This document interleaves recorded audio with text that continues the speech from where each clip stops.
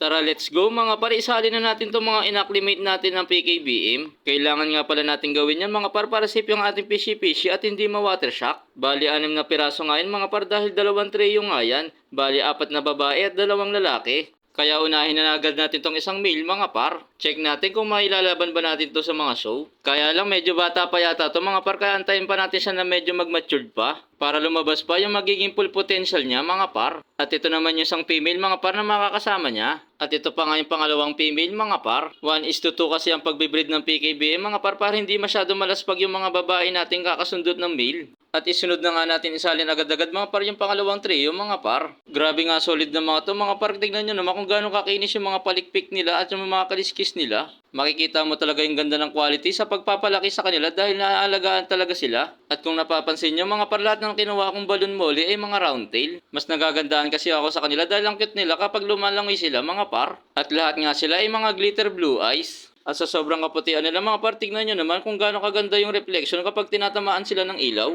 Kaya sana happy at maging healthy sila mga par. At bonus na rin kung mapaparami natin sila mga par. Kaya happy fish keeping!